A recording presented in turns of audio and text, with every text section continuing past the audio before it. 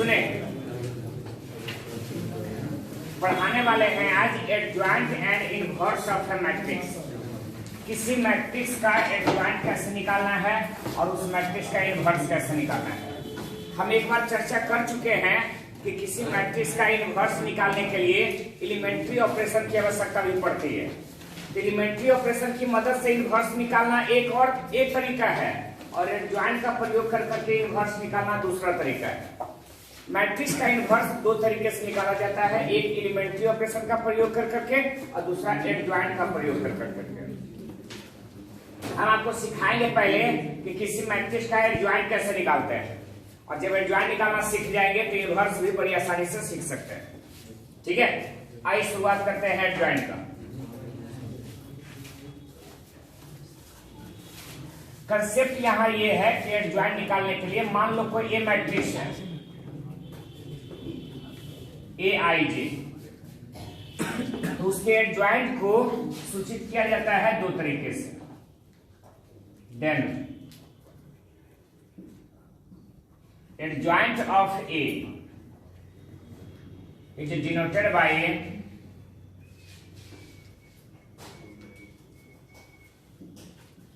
Adjoint के या तो ऐसे या तो एडजॉइंट के इस प्रकार से, स्मॉल ए दे सकते हो या कैपिटल ए दे सकते हो, दोनों तरीके से सूचित किया जाता है। लेकिन हमको तो एडजॉइंट ए चाहिए, तो ए बराबर अगर इतना लिखा गया है तो एक मैट्रिक्स आपको बी निकालना चाहिए जिसमें प्रत्येक एलिमेंट का कोफैक्टर निकाला जाता है।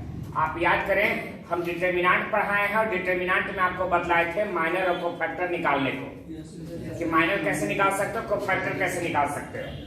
इसमें जितना एलिमेंट है मैट्रिक्स में, प्रत्येक एलिमेंट का कोफैक्टर निकाल कर करके यहाँ रखना होगा।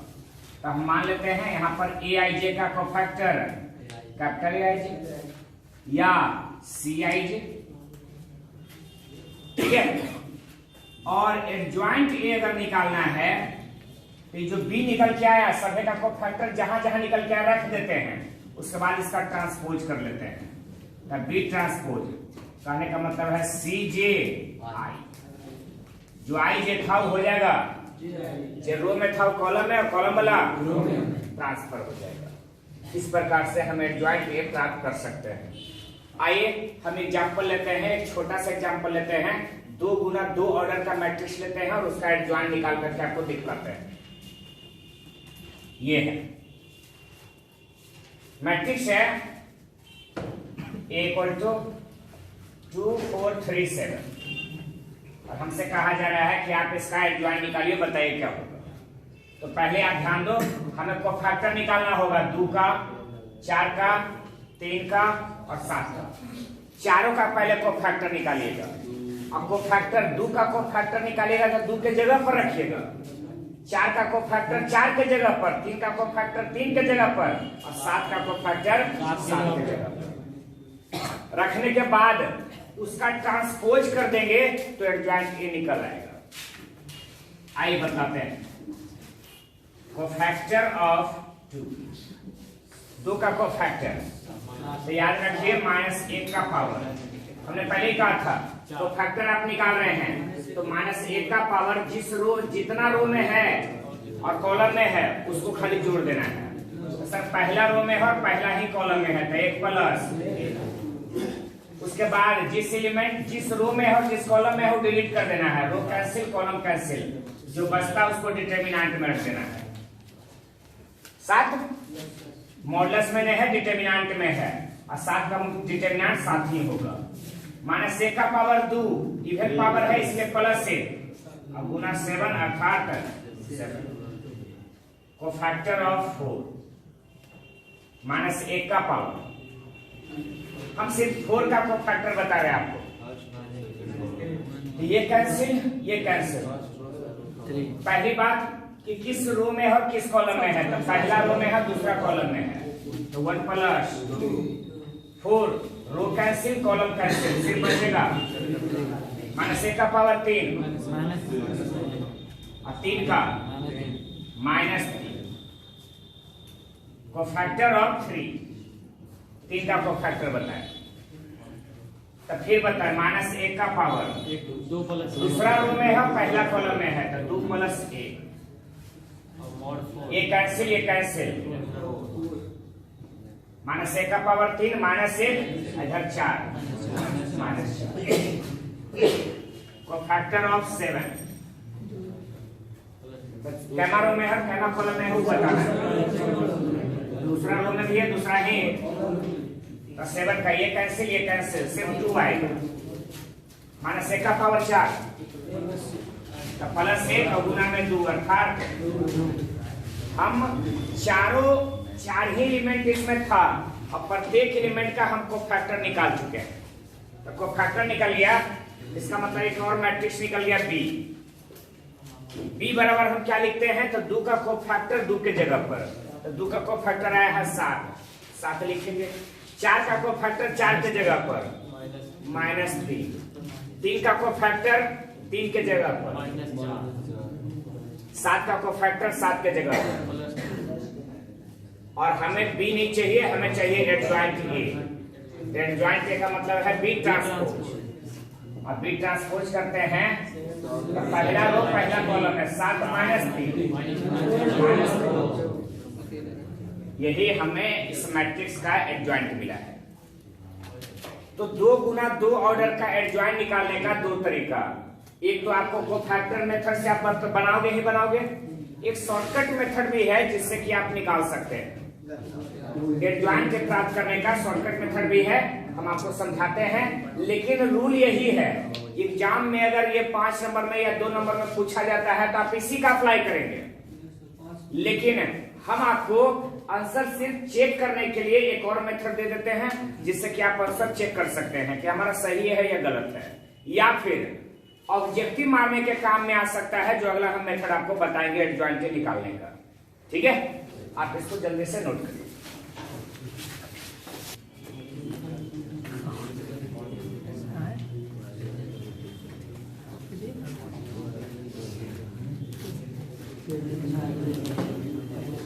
मेरी बात ध्यान से सुनोगे। आपने एडजॉइंट इनवर्स मैट्रिक्स का हमने सिखलाया था, तो हम एडजॉइंट के बारे में आपको बताया था कि एक शॉर्टकट तरीका भी होता है आंसर चेक करने का, कि आंसर हम इतना बड़ा ना कर करके आसानी से चेक कर लें। तो अगर 2 गुना 2 ऑर्डर का मैट्रिक्स है, ठीक है, और हमें आंसर चेक करना है कि एडजॉइंट कैसे निकला है हमारा, जो सही है या नहीं। तो एडजॉइंट A बराबर डायरेक्ट निकाल सकते हो, यहाँ AD है, इन दोनों का जगह चेंज करोगे और इन दोनों का साइन चेंज करोगे, इन दोनों का प्लेस चेंज होगा, स्थान चेंज होगा, और इन दोनों का साइन चेंज होगा। तो AD है, यहाँ D है, इधर A, माइनस इधर D है, ठीक है, A है, -B है और -C है। इस प्रकार से हम एडजॉइंट A निकाल सकते हैं, कोई तरह का दिक्कत नहीं होगा। जैसे हमारा सवाल क्या था, A = कितना था याद है, 2 4 3 7, और हमें इसका एडजॉइंट A चाहिए था। आप अगर आंसर मैच करवा के देखोगे तो यही आएगा 7 -4 -3, इन दोनों का स्थान चेंज, इन दोनों का साइन चेंज, यही एडजॉइंट आता है। तो इस तरीके से 2 काम आपको बड़ी आसानी से कर सकते हो। अगर 1 नंबर में देता है एडजॉइंट A आपको निकालने को, तो इसी मेथड से निकाल सकते हो ऑब्जेक्टिव में, या फिर अगर आपको आंसर चेक करना है कि हमारा बनाया हुआ सही है या गलत है, कहीं ऐसा तो नहीं कहीं पर साइन गलती तो नहीं कर बैठे, तो हम शॉर्टकट तरीके से ऐसे भी निकाल करके चेक कर सकते हैं। ध्यान रखें, 2 गुना 2 ऑर्डर में ज्यादा हार्ड होता नहीं है, क्योंकि 4 ही एलिमेंट होता है और 4 ही का हमको कोफैक्टर निकालना भी पड़ता है। लेकिन 3 गुना 3 ऑर्डर का अगर मैट्रिक्स मिल जाए तो उसमें 9 एलिमेंट होते हैं, 9 एलिमेंट का कोफैक्टर निकालना पड़ता है, और तब जाकर करके हम उसको बना सकते हैं। आइए समझाते हैं एक एग्जांपल 3 गुना 3 ऑर्डर करके, ठीक है, लिखना है। अच्छा ठीक। अगला है कि अगर 3 गुना 3 ऑर्डर का मैट्रिक्स मिलता है, जैसे ये है 2 3 5 1 7 9 4 2 6। और हमसे ये कहा जाता है कि बताएं एडजॉइंट ए क्या होगा। ठीक है ना, समझाते हैं एडजॉइंट ए कैसे निकालोगे उसके बारे में हम बताते हैं। तो आपको हमने पहले कहा था नोवो का कोफैक्टर निकालना होगा, तो हम कोफैक्टर निकाल रहे हैं। Cofactor of 2। तो पहली बात तो जिस रो में -1 के ऊपर में जो से रो में है जो से कॉलम में है उससे जोड़ेंगे।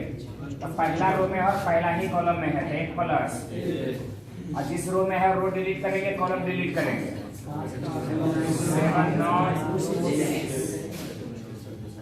ठीक है ना, -1 का स्क्वायर 7 गुना 6 -18। ठीक है ना, 42 - 18 जितना आता है बस लिखते चलना है। अभी तक आपने सिर्फ 1 का निकाला है, अगला है 3 का। -1 का पावर पहला रो और दूसरा कॉलम। अच्छा 3 है तो ये कैंसिल और ये कैंसिल। 1 9 4 1946। तो -1 का पावर 3 -1 ही होगा, 6 - 36। तो -30 गुने -1 प्लस में 30। कोफैक्टर ऑफ 5 -1 का पावर पहला रो में है और तीसरा कॉलम में है। ठीक है, पहला रो तीसरा कॉलम में है तो 5 का ये कैंसिल 1742। -1 का पावर 4 प्लस 2 गुना 1 2 और -7 गुना 4 28 -26।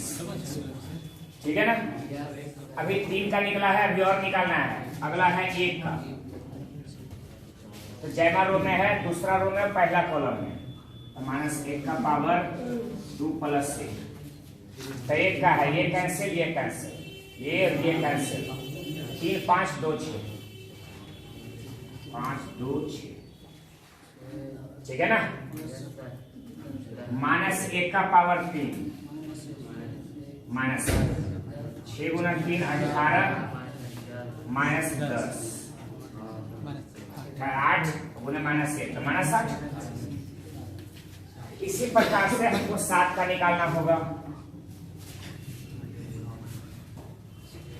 7 का कोफैक्टर हम ये कैंसिल करेंगे ये कैंसिल जरूर करेंगे, लेकिन पहले दूसरा रो में है और दूसरा ही कॉलम में भी है। दूसरा रो में दूसरा कॉलम में तो 2 प्लस 2। तो ये रो कैंसिल कॉलम कैंसिल। 2 5 4 6 2 5 4 6। -1 का पावर 4 तो प्लस 1 6 गुना 2 12 -20 अर्थात माइनस। कोफैक्टर फिर से चाहिए 9 का। तो -1 का पावर दूसरा रो में तीसरा कॉलम में। जी हाँ 9 का तो ये रो कैंसिल ये कॉलम कैंसिल। 2 3 4 2 3 4 -1 का पावर 5 -1 2 गुना 2 4 -4 -12 -8 और -1 प्लस 8। कोफैक्टर ऑफ 4 4 का कोफैक्टर है -1 का पावर तीसरा रो पहला कॉलम।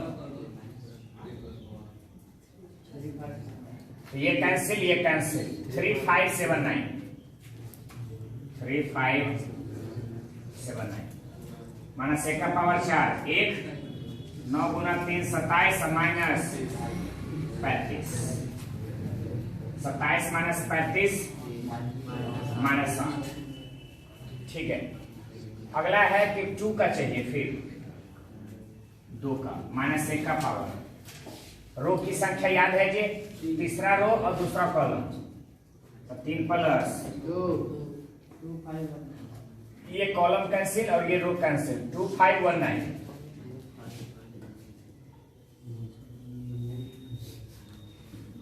-1 का पावर 5 -1 18 -5 13 18 -5 13 और -1 तो -1 लास्ट बचा 6 का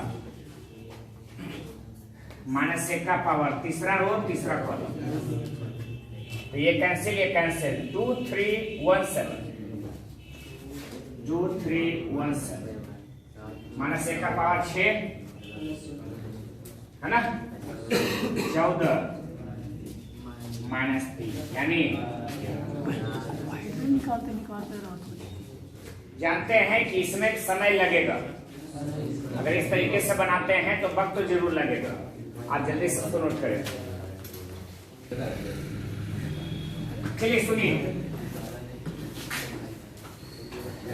सुनो, आप निकाल चुके थे कोफैक्टर, तो कोफैक्टर निकाल चुके थे तो एक दूसरा मैट्रिक्स मिल जाएगा बी में 2 के जगह 2 का कोफैक्टर लिख लेंगे, यानी 24, 3 के जगह कोफैक्टर 30, 5 के जगह पर कोफैक्टर -26, 1 का कोफैक्टर -8, फिर 7 का कोफैक्टर भी -8 और 9 का भी कोफैक्टर 8, फिर 4 का कोफैक्टर -8, फिर है -13 और लास्ट में है 11।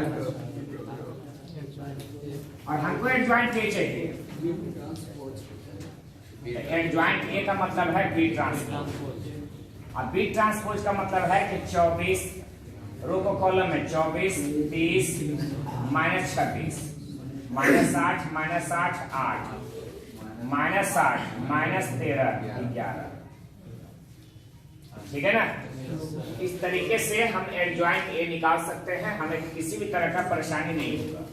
अच्छा, इसके अलावा अब बात करते हैं कि एडजॉइंट ए, ध्यान रखना इनवर्स ए इनवर्स जब निकालते हैं फिर इसके लिए फॉर्मूला होता है 1 डिटरमिनेंट ए अब गुना एडजॉइंट ए। कैसे आता है वो हम बताएंगे, लेकिन फिलहाल मानो कि ए इनवर्स बराबर 1 determinant A Guna adjoint A.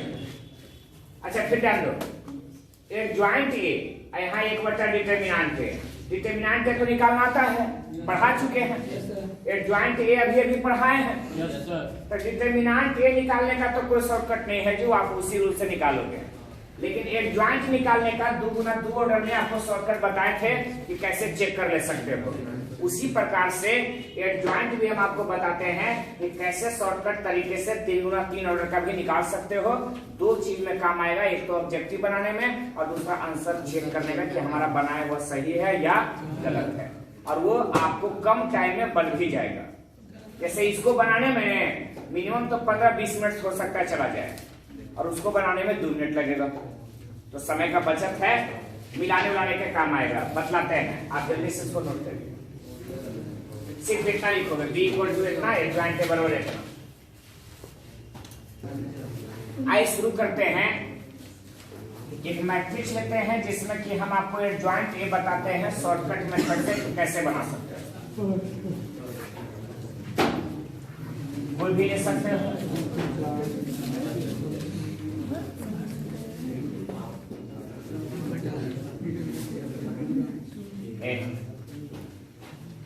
Equal to 2 3 4 1 7 6 4 5 8, और हमें इसका एडजॉइंट ए निकालना है, ठीक है ना।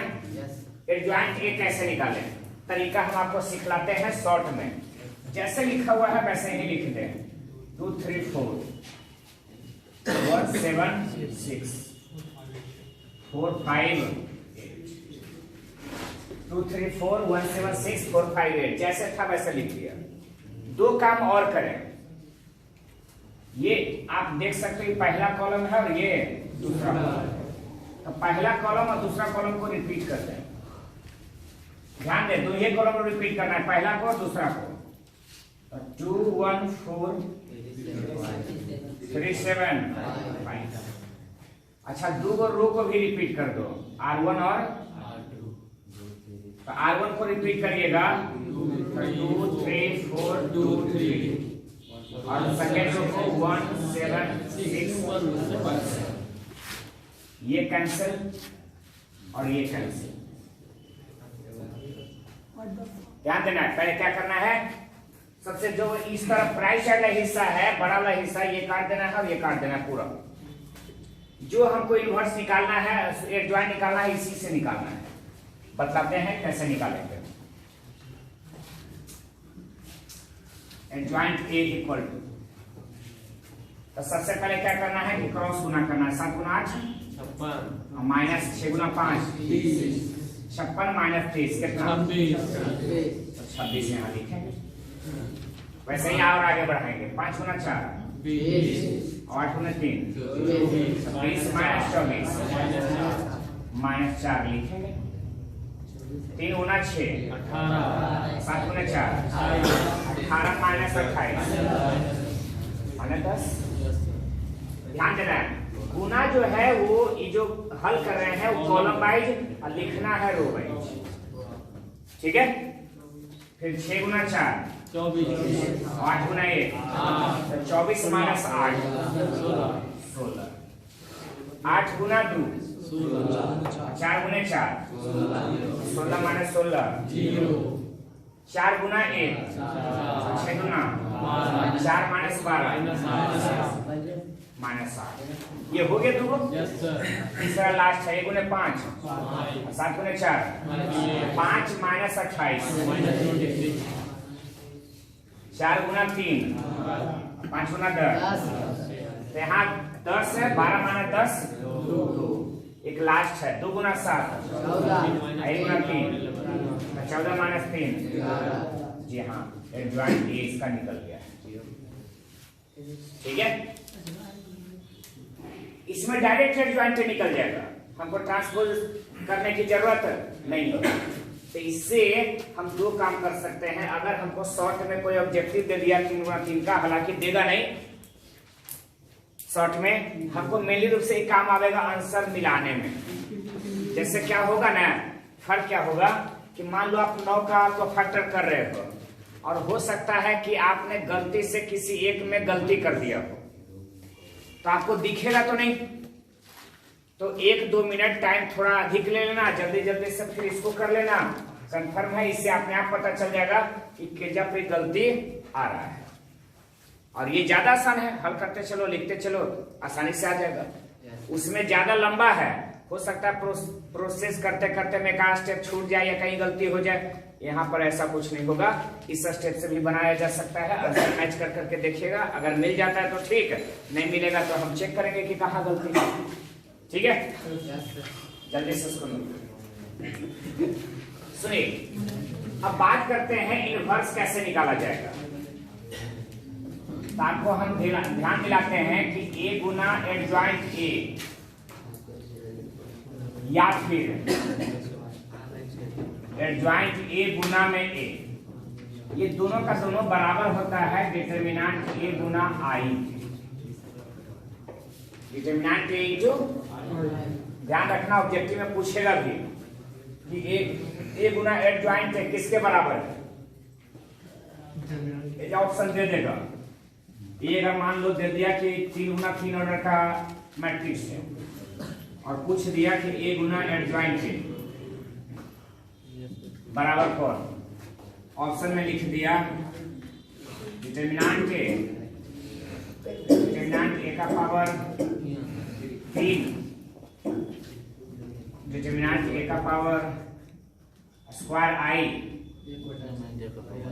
या डिटरमिनेंट ए आई। तो अगर अभी आप पढ़े हैं तो ए गुना एडजॉइंट जानते हैं, ऑर्डर से कोई फर्क नहीं पड़ता है, डायरेक्ट होगा डिटरमिनेंट ए गुना।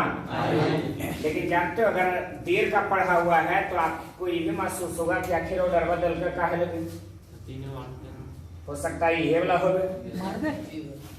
आओ एकरा में हो सकता है आई कर दे दे तो लगेगा कि नहीं एगो एक सी दे दे। एकरा में क्या होता है, अगर कोई कहे ना एडजॉइंट ए का डिटरमिनेंट,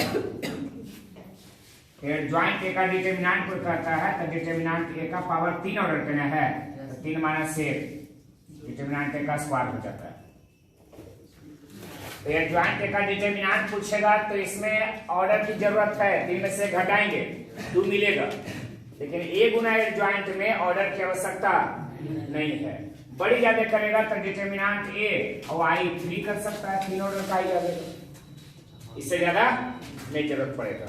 इन दोनों को समझो, ऐसे दे दे या ऐसे दे दे, दोनों केस में ध्यान में रखना। एडजॉइंट ए का डिटर्मिनेंट जब लिखते हैं तो हम डिटर्मिनेंट ए का पावर जिस ऑर्डर का रहता है उससे कम लिखते हैं। 5 गुना 5 ऑर्डर का है तो 5 गुना से 4 लिखे। ठीक नहीं,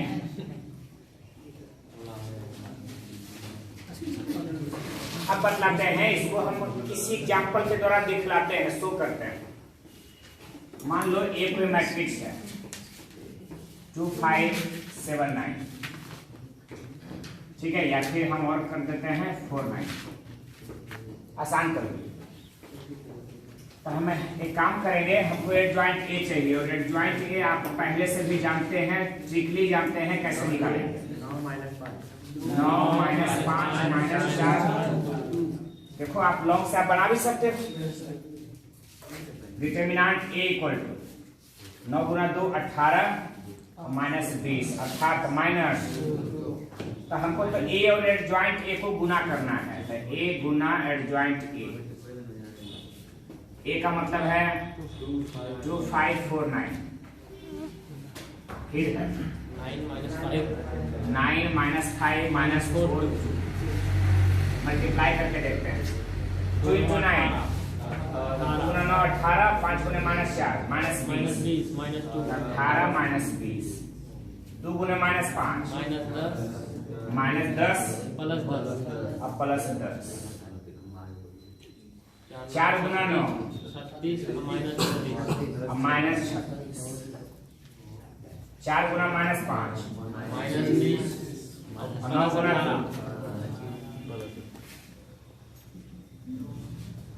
18 - 20 -2 0 0 2 हम -2 कॉमन ले सकते हैं, 1 0 0 1, तो 1 0 0 1 ये आई हो गया। हम -2 के बदले लिख सकते हैं डिटर्मिनेंट ए 2, है ना। कभी भी चेक करोगे तो आपको यही मिलेगा। अब ए को हम उठा लेते हैं कि चूंकि ए इंटू एडजॉइंट ए बराबर डिटर्मिनेंट ए इंटू, हमको ए इनवर्स चाहिए, इसलिए दोनों तरफ मल्टीप्लाई कर देते हैं। Inverse A inverse multiply on, जी हाँ, तो ए गुना ए इनवर्स, इधर है एडजॉइंट, जबकि determinant A Guna I Guna A inverse लिख सकते हैं। तो ए गुना ए इनवर्स आई हो जाएगा। पढ़े कि ए गुना ए इनवर्स आई, किस कोई मैट्रिक्स और उसका इनवर्स अगर गुना होता है तो यूनिट मैट्रिक्स आता है। आई गुना में एडजॉइंट ए, अच्छा डिटर्मिनेंट ए तो ठीक है, A inverse I Guna A inverse तो सिर्फ और सिर्फ ए इनवर्स। इधर डिटर्मिनेंट ए है, इधर गुना में इधर आएगा तब भागा में ए इनवर्स बराबर 1 बटा डिटर्मिनेंट और गुना एडजॉइंट।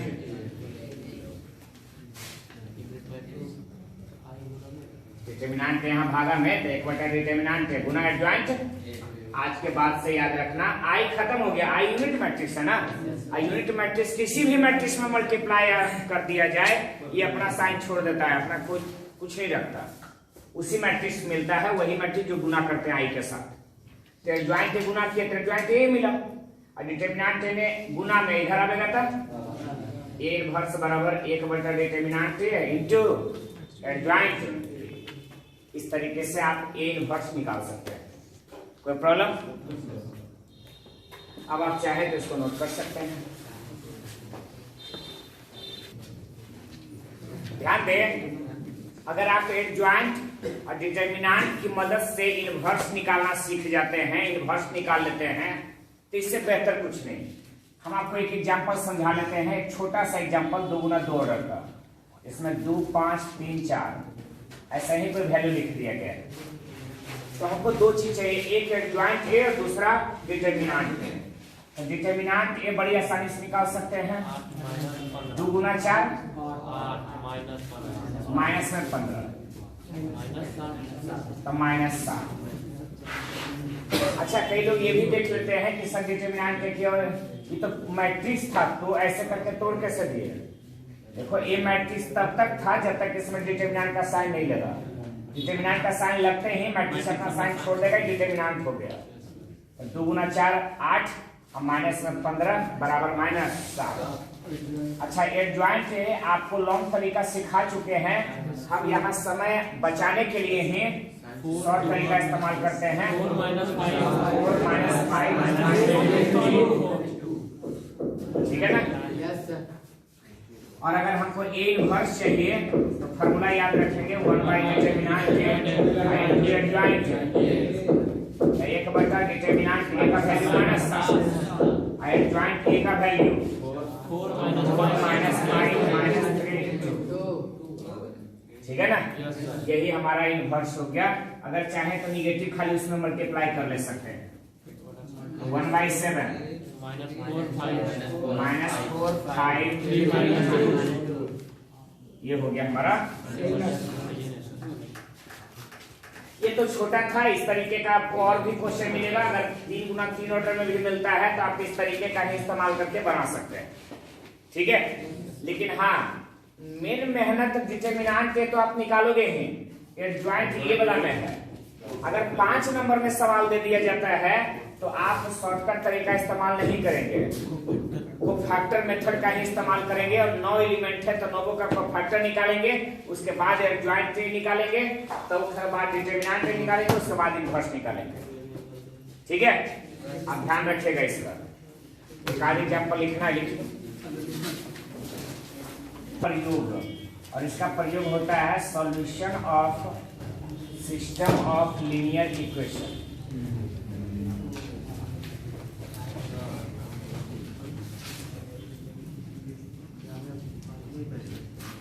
रैखिक समीकरण के निकाय का हल।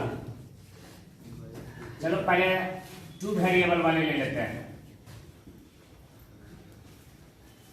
तरीका दोनों में सेम ही होता है। 2 वेरिएबल जरा आसानी से इनवर्स निकल जाता है, 3 गुना 3 में थोड़ा दिक्कत से निकलता है।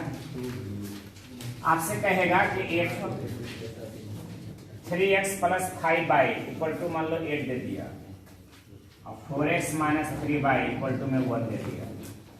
सवाल आपसे कहा जा रहा है बस इतना ही कि x और y का वैल्यू बताइए, लेकिन मैट्रिक्स मेथड से। Find the value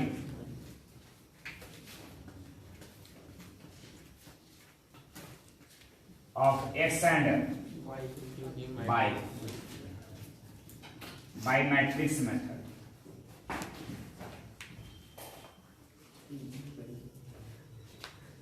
matrix method का प्रयोग कर करके x और y का मान ज्ञात ट्राई करते हैं। लेट a = x के साथ जो मल्टीप्लाई है 3 और फिर y के साथ जो मल्टीप्लाई है i - 3, ये है। अगला है x है, जिसमें क्या वेरिएबल लिखेंगे, x और एक b है 8 1। ठीक है, क्या करते हैं, कैसे बनाते हैं, उसके बारे में हम समझाते हैं। देखो जितना भी लिखे ना कॉलम बाई 3 4 5 - 3, x के जगह x बाई और b के जगह 8 हमारे पास पहले रूल है कि अगर आप निकालना चाहते हैं x बराबर, तो सर x बराबर फार्मूला होता है a इनवर्स b। x बराबर कितना,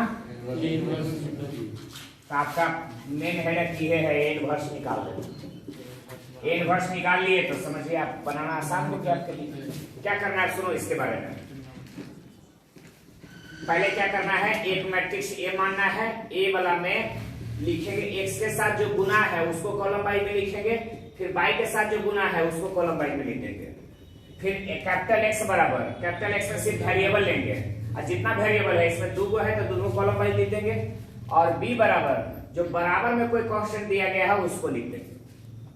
ठीक है, x = a इनवर्स b, तो a इनवर्स b मल्टीप्लाई कर करके ने देखना इसी तरह का दो मैट्रिक्स मिलेगा। x के बराबर जो आएगा x, y के बराबर वाला y को करना है। लेकिन पहले a इनवर्स निकालते हैं। ए इनवर्स के लिए पहले एडजॉइंट के निकालना पड़ेगा।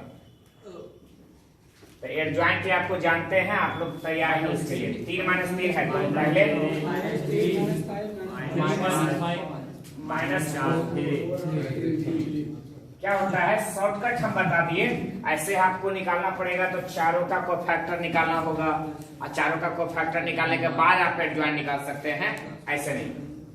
तो 3 है, -3, इन दोनों का जगह चेंज और इन दोनों में साइन चेंज हो जाता है। तो जगह चेंज करेंगे तो -3 ऊपर चला जाएगा, 3 यहाँ, और इन दोनों में साइन चेंज करेंगे तो दोनों नेगेटिव हो जाएगा, जो हमने आपको दिखा रखा है। एक चीज और है, डिटर्मिनेंट ए। तो 3 गुना -3 और -20 यानी -29।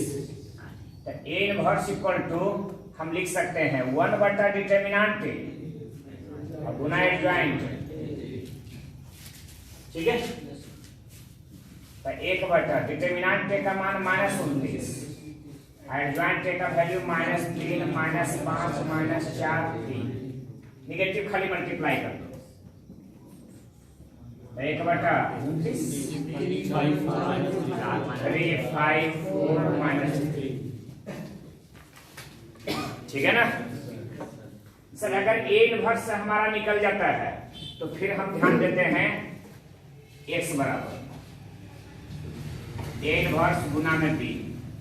ए इनवर्स हो गया 1 बटा 29 3 5 4 -3, इनवर्स हो गया। बी कितना हो गया 8 मल्टीप्लाई करते हैं 1/29, तो ठीक है।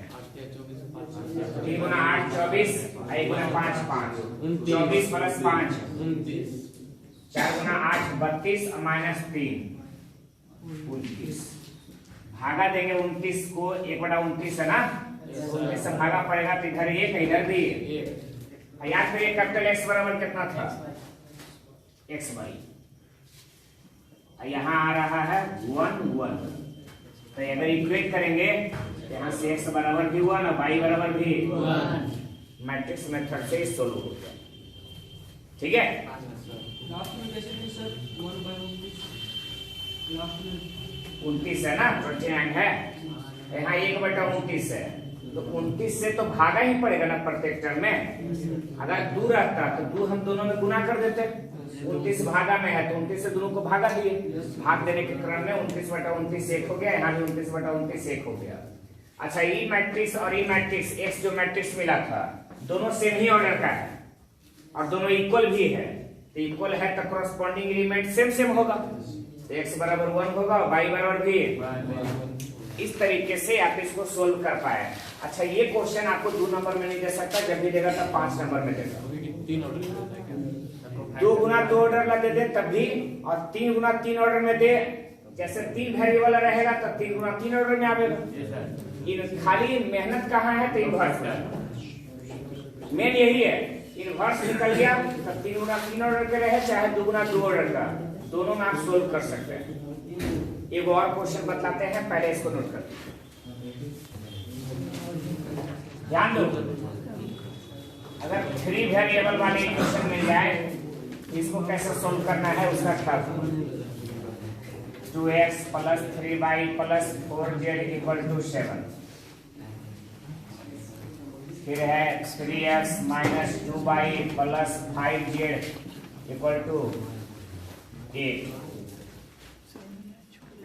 x plus y minus 2z equal to 5। हमको इसी को सोल्व करना है, तो हम आपको तरीका समझा देते हैं, बाकी काम आप खुद कर सकते हैं।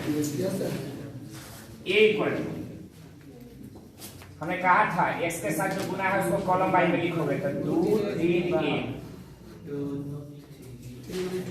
y के साथ जो मल्टीप्लाई है 3 माइनस 2 1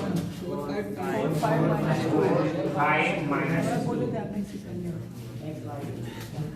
है ना, a के बाद में x लिख सकते हो,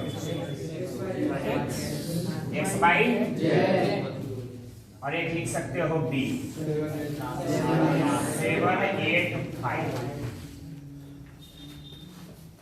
ठीक है, आपको याद होगा x बराबर a इनवर्स, तो आपका मेन काम यही है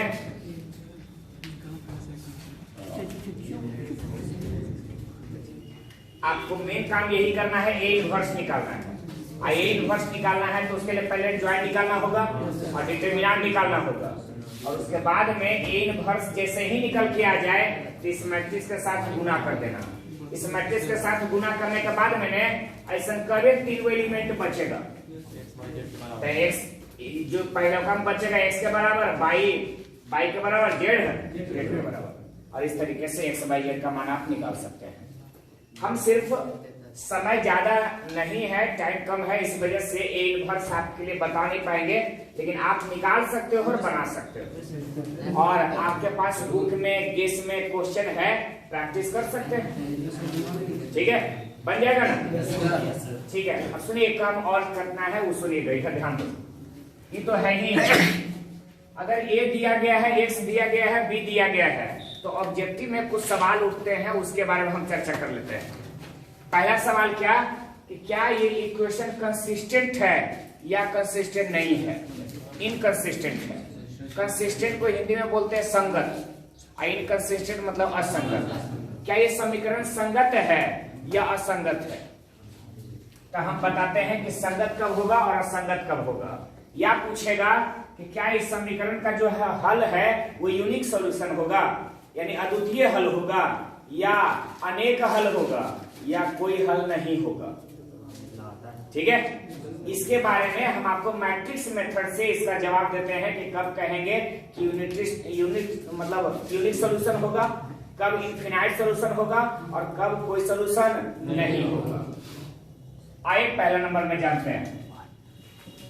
if determinant a not equal to, यदि डिटरमिनेंट a का वैल्यू 0 के बराबर नहीं हो। अच्छा, डिटरमिनेंट a अगर 0 के बराबर नहीं है तो यहाँ a को कहा जाएगा non singular matrix.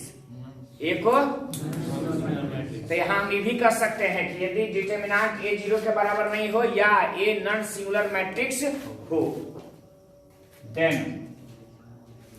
Equation is consistent and having unique solution.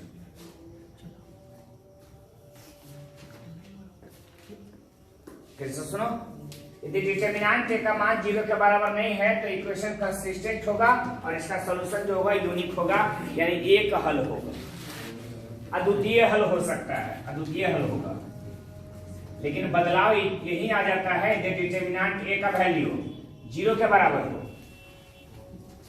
और adjoint a into b, adjoint a into b भी 0 के बराबर हो, तब भी इक्वेशन कंसिस्टेंट ही कहलाएगा। Equation is consistent and having infinite solution. इसके अनंत हल होंगे, अनंत हल बोल सकते हो, अनेक हल बोल सकते हो, सब एक ही चीज है। इनफिनाइट सॉल्यूशन या मेनी सॉल्यूशन दोनों चलेगा। तीसरी लाइन है, यदि डिटरमिनेंट a का मान 0 हो और एडजॉइंट a इंटू b इसका मान 0 न हो, देन इक्वेशन इज इनकंसिस्टेंट, यानी असंगत होगा, and having no any solution.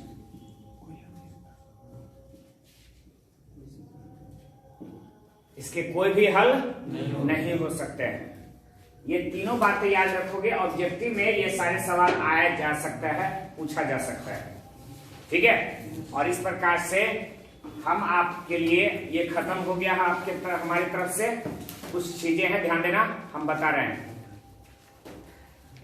अभी तक में जो है इसमें बताए एडजॉइंट कैसे निकालेंगे, इनवर्स कैसे निकालेंगे, और इनवर्स का प्रयोग कर करके लीनियर इक्वेशन को कैसे सोल्व करेंगे।